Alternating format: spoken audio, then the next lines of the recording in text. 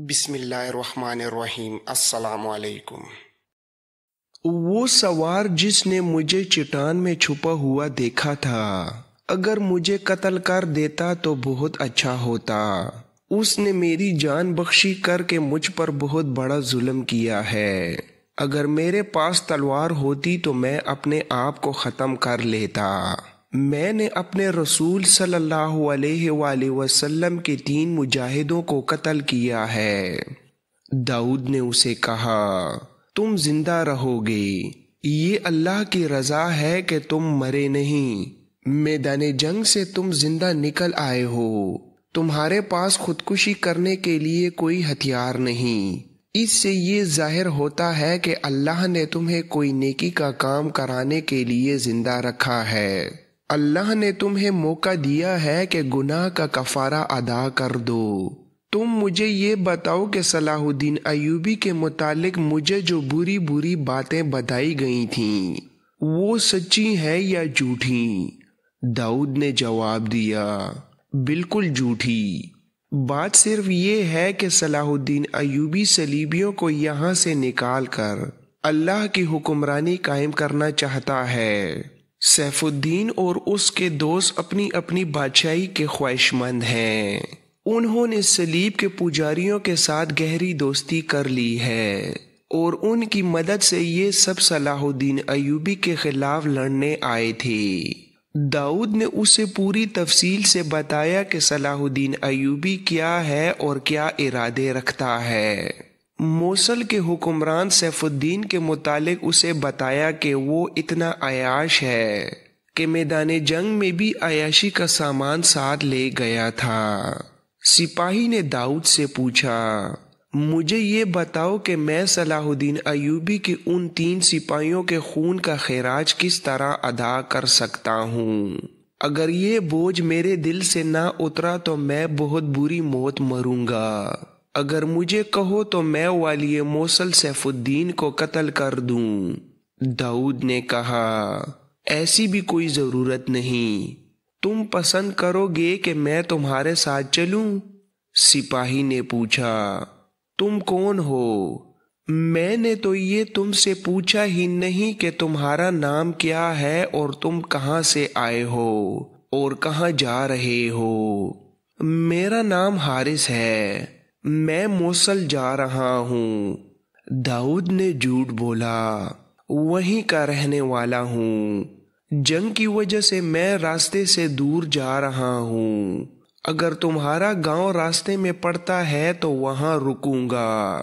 سپاہی حارث نے کہا، میرا گاؤں دور نہیں، تم میرے گاؤں نہیں رکو گے تو زبردستی روکوں گا۔ تم نے میری زخمی روح کو سکون دیا ہے۔ میں نے اتنی اچھی باتیں کبھی نہیں سنی تھیں۔ میں گھر ہی جاؤں گا، موصل کی فوج میں اب کبھی نہیں جاؤں گا۔ مجھے امید ہے کہ تم مجھے نجات کا راستہ دکھا سکو گے۔ والی موصل سیف الدین غازی بوڑھے کے کچے سے مکان میں فرش پر گہری نیند سویا ہوا تھا۔ وہ کئی راتیں جاگا تھا۔ آج رات وہ اتنی گہری نیند سویا کہ مکان کے باہر والے دروازے پر دستک ہوئی تو اس کی آنکھ نہ کھلی۔ رات آدھی گزر گئی تھی۔ سفید ریش بوڑھے کی آنکھ کھل گئی۔ اس کی بیٹی اور بہو بھی جاگ اٹھیں۔ بوڑھے نے اکتائے ہوئے لہجے میں کہا، معلوم ہوتا ہے کہ صلاح الدین ایوبی کا بھگایا ہوا موصل کا کوئی اور کماندار یا سپاہی آیا ہے۔ راستے میں گھر نہیں ہونا چاہیے۔ اس نے دروازہ کھولا تو باہر 2 گھوڑے کھڑے تھے۔ سوار اتر آئے۔ حارث نے سلام کیا تو بوڑھا اس کے ساتھ لپٹ گیا، مگر اس نے محبت کی بے تابی کا اظہار الفاظ میں نہ کیا۔ میرے عزیز بیٹے، مجھے خوشی ہے کہ حرام موت سے بچ آئے ہو، ورنہ جب تک میں زندہ رہتا لوگوں سے یہی سنتا رہتا کہ تمہارا بیٹا اسلامی فوج کے خلاف لڑا تھا۔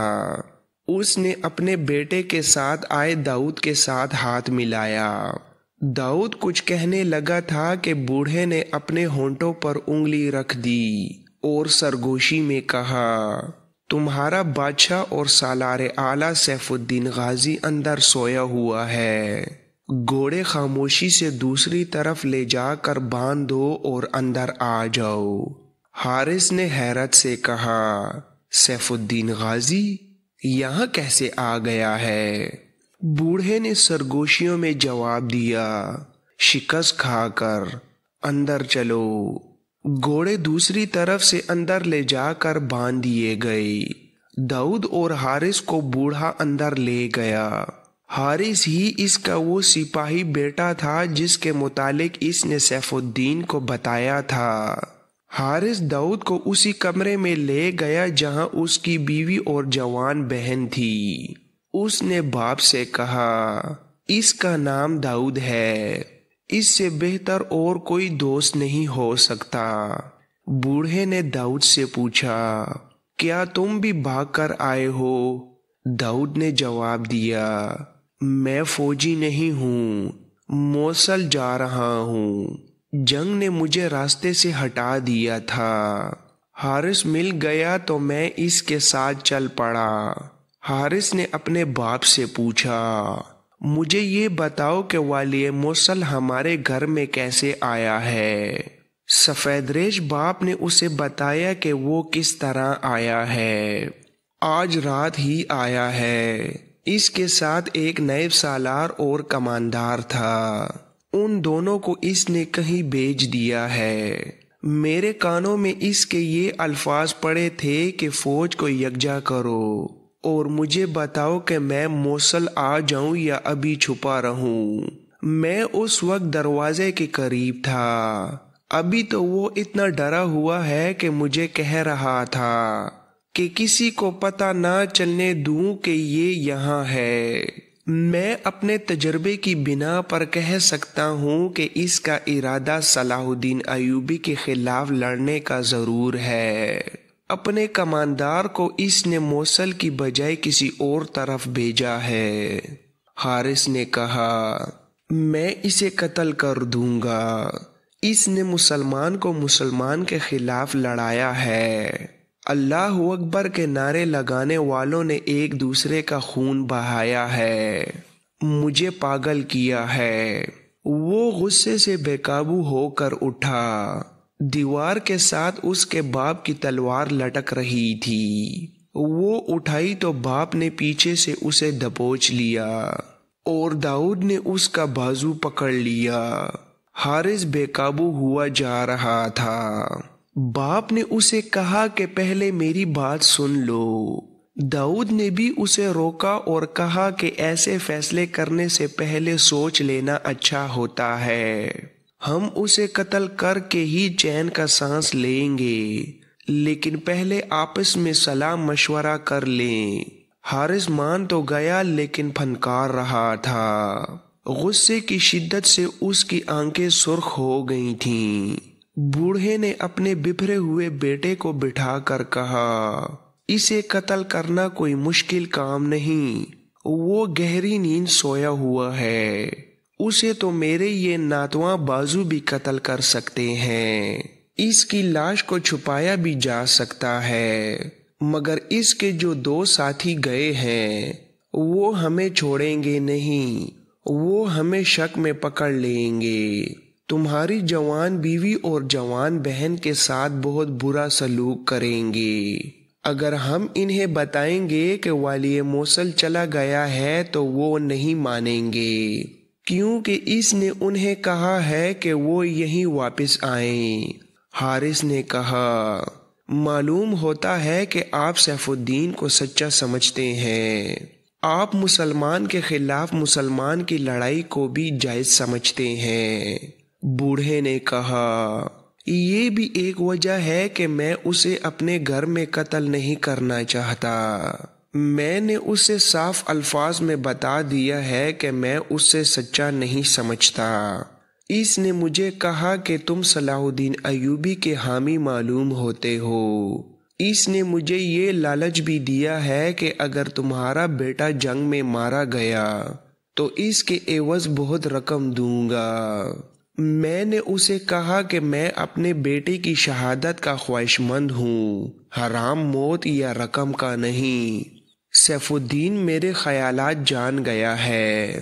اگر ہم نے اسے قتل کر کے لاش غائب کر دی تو اس کا نائب سالار فوراً مجھے پکڑے گا اور کہے گا کہ تم صلاح الدین ایوبی کے حامی ہو، اس لیے تم نے والی موصل کو قتل کر دیا ہے۔ حارث نے داؤد سے پوچھا، داؤد بھائی تم بتاؤ میں کیا کروں؟ تم نے میری جذباتی حالت دیکھی تھی، تم نے کہا تھا کہ اللہ نے مجھے گناہ کا کفارہ ادا کرنے کے لیے زندہ رکھا ہے، اس سے بڑھ کر نیکی کا اور کام کیا ہو سکتا ہے کہ حکمران کو ہی قتل کر دوں جس نے ہزاروں مسلمانوں کو مسلمانوں کے ہاتھوں قتل کرایا ہے۔ تم دانشمند انسان ہو۔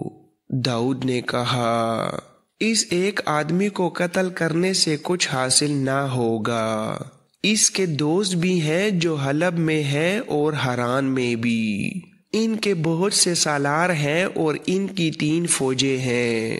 اکیلے سیف الدین کے قتل سے یہ سب صلاح الدین کے آگے ہتھیار نہیں ڈال دیں گے۔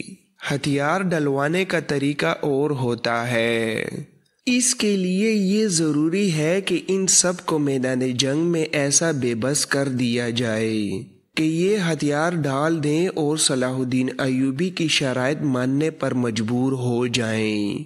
حارث نے کہا، یہ کام صلاح الدین ایوبی کے سوا اور کون کر سکتا ہے؟ میرے سینے میں جو آگ بھڑک رہی ہے وہ کس طرح سرد ہوگی؟ مجھے اللہ 3 مجاہدین اسلام کا خون کیوں بخشے گا؟ داؤد بہت خوش تھا کہ اسے والی موصل یہی مل گیا ہے۔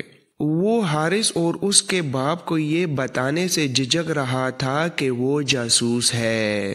جاسوس کو جذبات میں آ کر اپنا پردہ نہیں اٹھانا چاہیے، مگر پردہ اپنے اوپر ڈالے رکھنے سے وہ کچھ بھی نہیں کر سکتا تھا۔ اس نے تو یہ سوچ لیا تھا کہ سیف الدین جہاں بھی جائے گا وہ اس کا تعاقب کرے گا اور اس کی سرگرمیوں کو غور سے دیکھے گا، لیکن اتنے دن حارث کے گھر میں ٹھہرنا مشکل نظر آ رہا تھا۔ اسے باپ بیٹے کے تعاون کی ضرورت تھی، یہ فیصلہ کرنے کے لیے کہ وہ اعتماد میں لے یا نہ لے۔ اس نے ان کے ساتھ اپنے انداز سے باتیں شروع کر دیں۔ اس نے دیکھا کہ حارث تو سیف الدین کو قتل کرنے پر تلا ہی ہوا تھا، اس کا باپ بھی صلاح الدین ایوبی کے اس دشمن کا نام حقارت سے لیتا تھا۔ داؤد نے ان سے پوچھا، اگر میں آپ کو ایک ایسا طریقہ بتاؤں جس سے سیف الدین آئندہ اٹھنے کے قابل نہ رہے تو کیا آپ میرا ساتھ دیں گے؟ حارث کے باپ نے کہا، میرے بیٹے کی طرح تم جذبات سے نہیں سوچ رہے تو میں تمہارا ساتھ دوں گا۔ حارث نے کہا، اور میں قتل سے ہٹ کر اور کچھ نہیں سنوں گا۔ اگر تم اپنی عقل اور اپنے جذبات کی لگام میرے ہاتھ میں دے دو تو تمہارے ہاتھوں ایسا کام کراؤں گا جو تمہاری روح کو سکون اور چین سے مالا مال کر دے گا۔ داؤد نے دونوں کو بڑی غور سے دیکھا۔ حارث کی بیوی اور بہن ذرا الگ ہٹ کر بیٹھی سن رہی تھیں۔ داؤد نے انہیں بھی غور سے دیکھا اور کہا، مجھے قرآن دو۔ حارث کی بہن نے اٹھ کر قرآن اٹھایا، آنکھوں سے لگایا، چوما اور داؤد کو دے دیا۔ داؤد نے بھی قرآن پاک کو چوما اور قرآن کھولا۔ اس نے ایک جگہ انگلی رکھی اور پڑھا، شیطان نے ان کو اپنے قبضے میں لے لیا ہے اور اللہ کی یاد ان کے ذہنوں سے نکل گئی ہے۔ یہ جماعت شیطان کا لشکر ہے اور سن رکھو کہ شیطان کا لشکر نقصان اٹھانے والا ہے۔ جو لوگ اللہ اور اس کے رسول صلی اللہ علیہ وآلہ وسلم کی مخالفت کرتے ہیں وہ ذلیل و خوار ہوں گے۔ یہ 28ویں پارے کی 18ویں آیات سورہ حشر تھی جو قرآن کھلتے ہی سامنے آ گئیں۔ داؤد نے کہا، یہ اللہ پاک کا کلام ہے، یہ اللہ کا فرمان ہے اور یہ اللہ کی بشارت ہے۔ قرآن پاک نے ہم سب کو بتا دیا ہے کہ یہ جماعت شیطانوں کا لشکر ہے، لیکن میں اپنے استاد کا سبق تمہیں پڑھانا چاہتا ہوں۔ بے شک قرآن پاک نے فرمایا ہے کہ جو لوگ اللہ اور اس کے رسول صلی اللہ علیہ وآلہ وسلم کی مخالفت کرتے ہیں وہ ذلیل و خوار ہوں گے، لیکن وہ اس وقت تک ذلیل و خوار نہیں ہوں گے جب تک ہم کوشش کر کے ان کی ذلت و خواری کا سامان پیدا نہیں کریں گے۔ یہ ہم سب پر فرض عائد ہوتا ہے کہ ہم انہیں ذلیل و خوار کریں۔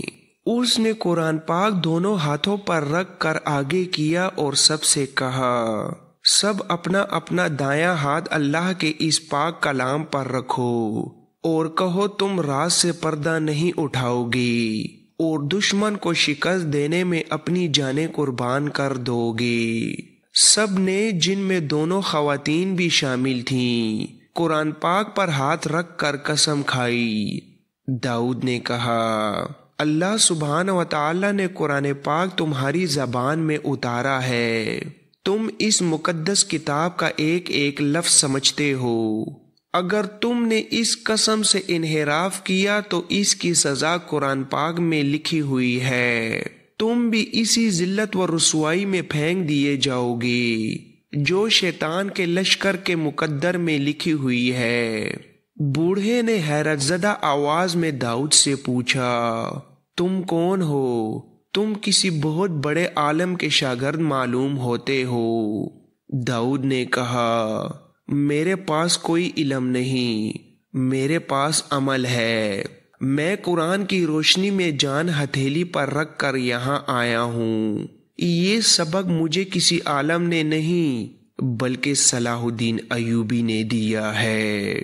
میں موصل کا نہیں، دمشق کا باشندہ ہوں اور سلطان ایوبی کا بھیجا ہوا جاسوس ہوں۔ یہ ہے وہ راز جس کی تم سب نے قسم کھائی ہے کہ اس سے پردہ نہیں اٹھاؤ گے۔ مجھے تم سب کے تعاون کی ضرورت ہے۔ مجھے یقین دلاؤ کہ جو میں کہوں گا وہ کرو گے۔ بوڑھے نے کہا، ہم قسم کھا چکے ہیں، تم اپنا مقصد اور مدعا بیان کرو۔ داؤد نے کہا، مجھے اللہ تعالیٰ کی خوشنودی حاصل ہے۔ میں جس کے سینے سے راز نکال کر سلطان صلاح الدین ایوبی تک پہنچانا چاہتا ہوں وہ مجھے اس چھت کے نیچے مل گیا ہے جس کے نیچے میں بیٹھا ہوں۔ اللہ ذوالجلال نے مجھے فرشتوں کی رہنمائی دی اور یہاں پہنچا دیا ہے۔ مجھے یہ معلوم کرنا ہے کہ سیف الدین اور اس کے دوستوں کے ارادے اور سرگرمیاں کیا ہیں۔ اگر یہ لوگ جنگ کی تیاریاں کریں تو انہیں تیاری سے پہلے یا تیاری کی حالت میں ختم کیا جا سکتا ہے۔ ان کے ارادے قبل از وقت معلوم کرنا ضروری ہے۔ ہو سکتا ہے کہ سلطان صلاح الدین ایوبی تیار نہ ہو اور یہ لوگ اچانک حملہ کر دیں۔ آپ جانتے ہیں کہ اس کا نتیجہ کیا ہوگا؟ حارث نے پوچھا، کیا مجھے اجازت ہوگی کہ اپنی فوجوں کو دھوکے میں مسلمانوں کے خلاف لڑانے والوں کو قتل کر دوں؟ داؤد نے جواب دیا، یہ میں بتاؤں گا۔ بعض حالات میں قتل نہ کرنا فائدہ مند ہوتا ہے۔ تمہیں ہر قدم ٹھنڈے مزاج سے اٹھانا ہوگا۔ ہمیں سیف الدین پر نظر رکھنی ہے اور اس کا تعاقب کرنا ہے جس طرح یہ یہاں آ کر چھپ گیا ہے۔ اسی طرح میں اور حارث چھپے رہیں گے اور دیکھتے رہیں گے کہ یہ کیا کرتا ہے۔ سیف الدین اسی مکان کے ایک کمرے میں گہری نیند سویا رہا۔ صبح طلوع ہوئی تو بوڑھے نے جانگ کر دیکھا تو وہ سویا ہوا تھا۔ سورج خاصا اوپر آ گیا تھا جب اس کی آنکھ کھلی۔ حارث کی بہن اور بیوی نے اس کے آگے ناشتہ رکھا۔ اس نے حارث کی بہن کو غور سے دیکھا اور کہا، तुम हमारी जो खिदमत कर रही हो इसका हम इतना सिला देंगे जो तुम्हारे तसव्वुर में भी नहीं आ सकता। हम तुम्हें अपने महल में रखेंगे। लड़की ने हंस कर पूछा, अगर हम आपको इसी झोंपड़े में रखें तो क्या आप खुश नहीं रहेंगे? सैफुद्दीन ने कहा, हम तो सहरा में भी रह सकते हैं, लेकिन तुम फूलों के साथ सजा कर रखने वाली चीज हो। लड़की ने पूछा, क्या आपको यकीन है कि आपके नसीब में महल में दोबारा जाना लिखा है? ऐसी बात तुमने क्यों कही है? आपकी हालत देखकर बादशाह का झोंपड़े में छुपना ये जाहिर करता है कि उसकी सल्तनत छिन गई है और उसकी फौज साथ छोड़ गई है। सैफुद्दीन ने कहा, फौज ने मेरा साथ नहीं छोड़ा, मैं जरा आराम के लिए यहाँ रुक गया हूँ। महल सिर्फ मेरे नसीब में नहीं तुम्हारे नसीब में भी लिखा हुआ है। क्या तुम मेरे साथ चलना पसंद करोगी? हारिस की बीवी कमरे से निकल गई थी। बहन सैफुद्दीन के पास बैठ गई और कहने लगी, अगर मैं आपकी जगह होती तो सलाहुद्दीन अय्यूबी को शिकस्त दिए बगैर महल का नाम ना लेती। अगर आपने मुझे पसंद किया है तो मैं आपको बता देती हूँ कि मुझे आपका भागना और छुपना बिल्कुल पसंद नहीं। जंगजू बादशाहों की तरह बाहर निकलें, अपनी फौज को इकट्ठा करें और सुल्तान सलाहुद्दीन अय्यूबी पर हमला कर दें।